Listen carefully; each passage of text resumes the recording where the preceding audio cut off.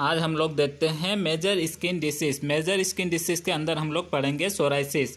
Psoriasis क्या होता है, चलिए हम लोग आगे देखते हैं डेफिनेशन में।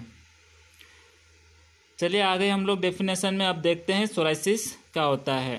तो यह स्किन में बार बार अत्यधिक लाल छोटे छोटे चकत्ते पड़ने एवं इनकी ऊपरी सतह पर पपड़ी पड़ने की एक असामान्य स्थिति है। मतलब डेफिनेशन से स्पष्ट होता है कि स्किन के ऊपर बहुत बार बार अत्यधिक लाल रेडनेस हो जाती है। ठीक है, देन उसके बाद में क्या होता है, छोटे छोटे रेसेस या चकत्ते पड़ने लगते हैं। ठीक है, फिर इसी के ऊपर क्या होता है, पपड़ी पड़ने की एक एबनॉर्मलिटी आ जाती है। मतलब क्या होता है कि स्किन के ऊपर क्या होता है, बहुत ही अधिक रेडनेस आ जाती है और उसमें छोटे छोटे चकत्ते पड़ने लगते हैं। ठीक उसी के ऊपर क्या होता है, फिर पपड़ी पड़ने लगती है। ठीक है, इसी एबनॉर्मलिटी या इसी असामान्यता को क्या कहते हैं, सोराइसिस। चलिए हम लोग अब देखते हैं कि सोराइसिस किस कारण से होता है। तो सबसे पहला कारण है पारिवारिक इतिहास होना, यानी कि पहले से परिवार में किसी को सोराइसिस की बीमारी हुई है तो जेनेटिकली आने वाली पीढ़ी को भी हो सकती है। ठीक है, नेक्स्ट कारण है विशेष ह्यूमन ल्यूकोसाइट एंटीजन की उपस्थिति। यदि बॉडी में किसी प्रकार की विशेष ह्यूमन ल्यूकोसाइट एंटीजन या WBC प्रेजेंट हो तो उसके कारण भी सोराइसिस हो सकता है।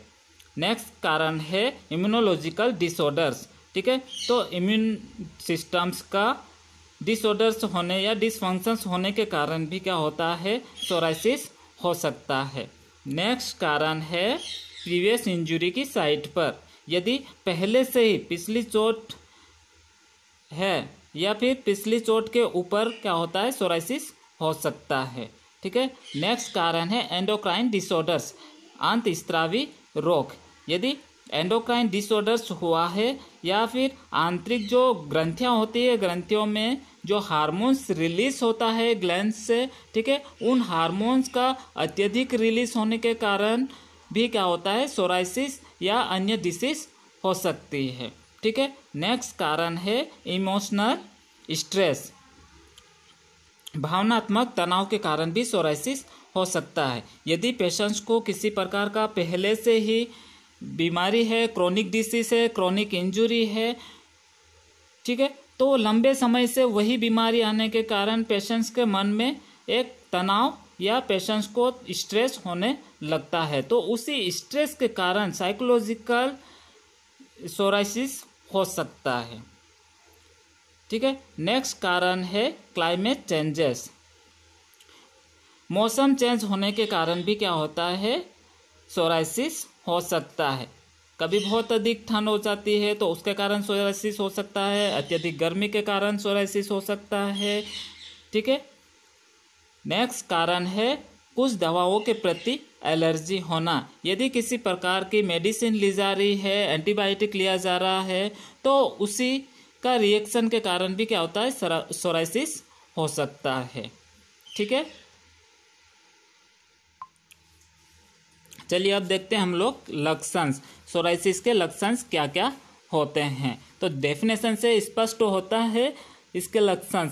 ठीक है, जैसे डेफिनेशन में हम लोगों ने पढ़ा है कि स्किन के ऊपर क्या होता है, अत्यधिक रेडनेस आ जाती है और वहाँ पर छोटे छोटे चकत्ते पड़ने लगते हैं और कुछ समय बाद क्या होता है, वहाँ पर स्किन के ऊपर पपड़ी का निर्माण होने लगता है। तो ठीक उसी प्रकार यहाँ पर लक्षण प्रकट होते हैं। तो सबसे पहला लक्षण से त्वचा पर सूखे पत्ते जैसी पपड़ी का निर्माण हो जाता है। नेक्स्ट है स्किन के ऊपर खुजली होती है, इचिंग होती है। देन नेक्स्ट है स्किन पर लाल चकत्ते होना, रेडनेस होना। देन क्या होता है, स्किन में दर्द होना। देन नेक्स्ट है स्किन प्लेक्स हटने पर ब्लीडिंग होना। जो प्लेक्स, जो पपड़ी का निर्माण हुआ है, यदि जो पपड़ी है, पपड़ी हटाते हैं तो उसके बाद ब्लीडिंग होती है। नेक्स्ट है कभी कभी पोस्टुलर सोराइसिस भी हो जाता है, जिसमें त्वचा पर फफोले पड़ जाते हैं। तो इस स्थिति में निम्न लक्षण उत्पन्न हो जाता है। मतलब क्या होता है कि कभी कभी जो पोस्टुलर सोराइसिस, पोस्टुलर का मतलब होता है कि स्किन के ऊपर फफोले पड़ना, तो पोस्टुलर सोराइसिस भी कभी कभी हो जाता है। तो उस स्थिति में कौन से लक्षण होंगे? फीवर होगा, और जैसे कि वहाँ पर पोस्टुलर हुआ है, फफोले पड़ जाते हैं, तो उसी में पस फॉर्मेशन होगा और स्किन रेडनेस हो जाएगी, एंड रेस्टलेसनेस होगा, और क्या होता है कभी कभी जॉइंट स्टिफनेस भी हो जाता है। जॉइंट स्टिफनेस मतलब कि जोड़ों का अकड़ जाना। ठीक है, आ गया लक्षण समझ में? चलिए अब देखते हैं हम लोग डायग्नोसिस। सोराइसिस में कौन कौन से निदान या डायग्नोसिस किए जाते हैं। तो सबसे पहला है हिस्ट्री कलेक्शन। हिस्ट्री कलेक्शन किया जाता है, सबको पता होगा हिस्ट्री कलेक्शन। देन नेक्स्ट क्या है? फिजिकल एग्जामिनेशन या शारीरिक परीक्षण किया जाता है। और नेक्स्ट है लक्षणों की उपस्थिति के जांच, जहां पर जो लक्षण प्रकट हो रहे हैं, सोराइसिस के जो लक्षण या क्लिनिकल फीचर्स शो हो रहे हैं, दिखाई दे रहे हैं, तो उन लक्षणों की जांच की जाती है। देन नेक्स्ट है स्किन प्लेक्स एग्जामिनेशन। यहाँ पर जो स्किन या त्वचा पर जो पपड़ी जमी हुई है उसका टेस्ट किया जाता है। देन नेक्स्ट क्या है? Skin biopsy. स्किन बायोप्सी में जो स्किन है, स्किन का कुछ अंश या त्वचा का कुछ अंश लेकर के टेस्ट किया जाता है। देन नेक्स्ट है सीरम इन्वेस्टिगेशन। सीरम इन्वेस्टिगेशन में सीरम टेस्ट किया जाता है। देन नेक्स्ट है HLA antigen test, human leukocyte antigen test किया जाता है। यहाँ पर जैसा मैंने आप लोगों को बताया था कि ल्यूकोसाइट एक WBC है। ठीक है, तो यहाँ पर WBC टेस्ट या ह्यूमन ल्यूकोसाइट एंटीजन टेस्ट किया जाता है। चलिए देखते हैं, हमारा लास्ट पॉइंट है ट्रीटमेंट। आप लोगों को वैसे समझ में आ गया होगा सोराइसिस क्या होता है। ठीक है, उसके कारण, लक्षण और डायग्नोसिस। अब हमारा लास्ट पॉइंट है ट्रीटमेंट, कि सोराइसिस होने पर क्या ट्रीटमेंट दिया जाता है। ठीक है, तो सबसे पहला है इसका वास्तविक और सर्वदा सफल उपचार उपलब्ध नहीं है। इससे बचाव के लिए जीवन शैली में परिवर्तन किए जाते हैं। मतलब कि यदि किसी को सोराइसिस होता है तो उसका वास्तविक और सर्वदा सफल उपचार, मतलब कि उसका कुछ सफल ट्रीटमेंट नहीं है, लेकिन उससे बचाव के लिए अपने लाइफ स्टाइल में, जीवन शैली में चेंजेस किया जाता है। अपने लाइफ स्टाइल को चेंज करके हम लोग सोराइसिस से बच सकते हैं। नेक्स्ट है कि धूप से बचाव के लिए स्किन पर पेट्रोलियम जेली लगाई जाती है। क्या होता है कि यदि सोराइसिस हुआ है तो उस सोराइसिस को धूप से बचाने के लिए स्किन पर पेट्रोलियम जेली लगाई जाती है। पेट्रोलियम जेली सबको पता होगी, वैसलीन। ठीक है, तो वैसलीन लगाया जाता है धूप से बचाने के लिए। देन नेक्स्ट है सोराइसिस को कंट्रोल करने के लिए स्टेरॉइड या ऑइंटमेंट अप्लाई किया जाता है।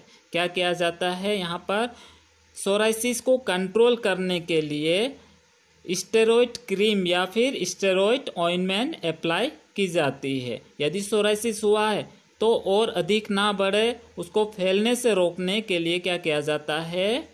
स्टेरॉइड क्रीम या फिर स्टेरॉइड ऑइंटमेंट अप्लाई किया जाता है। नेक्स्ट आता है यदि स्किन पर प्लेक्स है तो प्रभावित त्वचा पर एंथ्रालिन ऑइंटमेंट अप्लाई किया जाता है। यदि स्किन के ऊपर प्लेक्स है, यानी कि स्किन के ऊपर पपड़ी का निर्माण हो चुका है या पपड़ी का निर्माण हुआ है, तो उस प्रभावित या अफेक्टेड स्किन के ऊपर एंथ्रालिन ऑइंटमेंट अप्लाई किया जाता है। नेक्स्ट आता है रोगी को निम्न ड्रग्स दी जाती है। हाइड्रोक्सी यूरिया दी जाती है और मेथोट्रेक्सेट दी जाती है।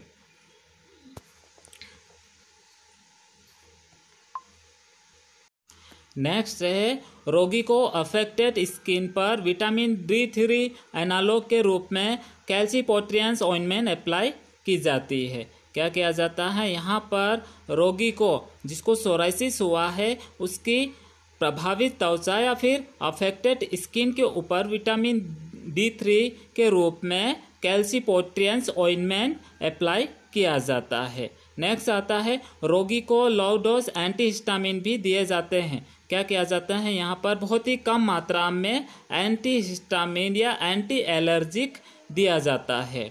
द नेक्स्ट आता है रोगी को पेन हो रहा है, ठीक है, तो पेन को कंट्रोल करने के लिए एस्प्रिन भी दी जाती है। यदि पेशेंट को पेन हो रहा हो, दर्द हो रहा हो स्किन में, तो उसको कंट्रोल करने के लिए एस्प्रिन दिया जाता है।